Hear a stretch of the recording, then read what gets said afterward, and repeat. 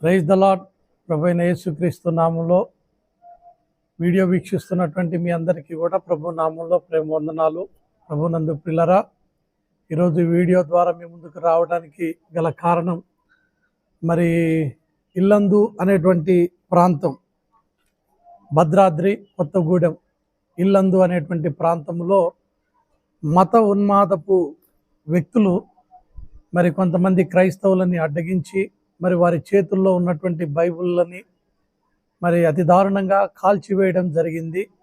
దీనిని బట్టి క్రైస్తవుల మనోభావాలు చాలా దెబ్బతింటా ఉన్నాయి. కాబట్టి మరి తెలంగాణ రాష్ట్రంలో ఉన్నటువంటి ఆ ప్రాంతంలో ఉన్న ఆ వ్యక్తులని మరి గుర్తించి వారి మీద తగిన చర్యలు తీసుకోవాలి అని అక్కడ ఉన్నటువంటి మరి అధికారులను మేము కోరుతా ఉన్నాం. ప్రత్యేకంగా రేవంత్ రెడ్డి గారు మరి తెలంగాణ రాష్ట్రంలో చక్కని పరిపాలన అందిస్తూ ఉన్నారు. ఆ ప్రాంతంలో ఉన్నటువంటి ప్రజలందరూ కూడా క్షేమంగా, సంతోషంగా, ఆనందంగా వారి కుటుంబాలతో గడపడానికి రేవంత్ రెడ్డి గారు ఎంతో చక్కగా పరిపాలన అందిస్తూ ఉన్నారు. మరి వారు ఉన్నటువంటి ఆ ప్రాంతంలో అలాగున క్రైస్తవుల మీద జరుగుతున్నటువంటి దాడులను అరికట్టాలి అని మేము కోరుతా ఉన్నాము. పిల్లరా, గమనించండి, మత ఉన్మాదపు చేష్టలు రోజుకి కూడా చాలా పెట్టులుతా ఉన్నాయి. ఎందుకనంటే శాంతి కాముకులుగా క్రైస్తవులు తమ భక్తి జీవితాన్ని సాధన చేస్తూ ఉన్నారు. వారు ఎవరి జోలికి వెళ్ళరు, ఎవరిని పట్టించుకోరు. కానీ ఈ మతోన్మాదులు మాత్రం ప్రత్యేకంగా క్రైస్తవులని టార్గెట్ చేస్తూ ఉన్నారు. వాళ్ళ యొక్క హిందూ గ్రంథాలని ఏ క్రైస్తవుడు కూడా దూషించడు, ద్వేషించడు. వాటిని ఎక్కడ కూడా మరి కాల్చివేయడం అనేది లేదు. ఒకవేళ మత ఉన్మాదులు జరిగిస్తున్నటువంటి ఈ చర్యలని క్రైస్తవులు ఒకవేళ తొందరపాటులో జరిగిస్తే మరి ఎంతటి ఆలోచనలోనికి హైందవులు వస్తారు.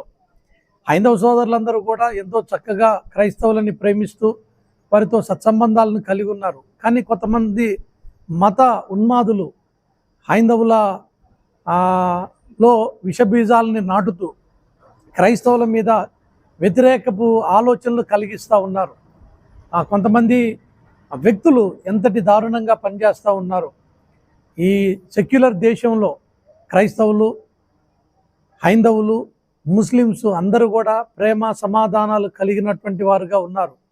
కానీ వారి మధ్యలో ద్వేషభావాల్ని కలిగించడానికి కొంతమంది మతోన్మాదులు చేస్తున్నటువంటి చర్యలు తద్వారా ఎంతోమందిని ఇబ్బంది పెడతా ఉన్నాయి.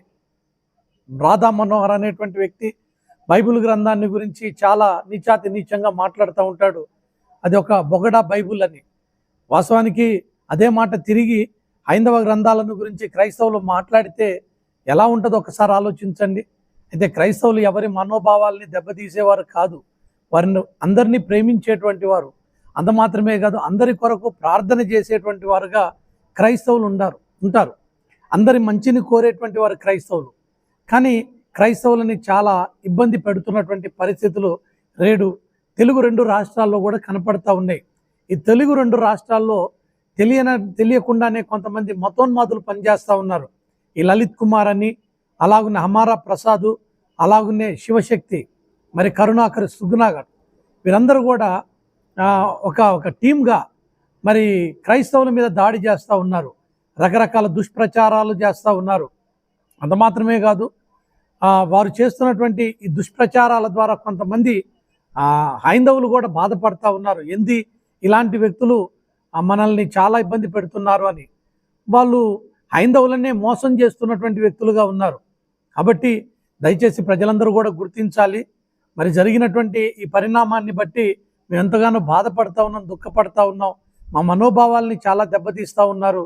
మేము ఎంతో ప్రేమించేటువంటి బైబిల్ గ్రంథాన్ని అతి దారుణంగా తగలబెట్టడం మాకు ఎంత వేదన కలిగిస్తూ ఉందో ఇది గమనించి ప్రతి ఒక్కరూ కూడా దీని గురించి మరి ప్రశ్నించాలని ప్రభు పేరట మిమ్మల్ని కోరుతూ ఉన్నాము.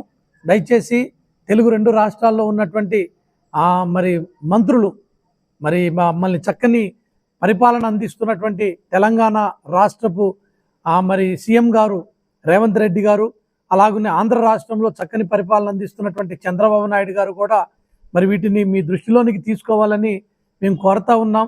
ఈ మతోన్మాదపు చర్యలని అరికట్టాలి అని మిమ్మల్ని వేడుకుంటా ఉన్నాం. వీరి ద్వారా చాలామంది మనోభావాలు దెబ్బతీస్తూ ఉన్నారు. అంత మాత్రమే కాదు, హైందవులు కూడా వీటిని బట్టి చాలా బాధపడుతున్నారు. ఎందుకు వీరు ఇలాంటి చర్యలు చేస్తూ ఉన్నారు, ఎందుకు వీరు మత విద్వేషాలు కలిగిస్తూ ఉన్నారు అని కొంతమంది ప్రశ్నిస్తూ ఉన్నారు.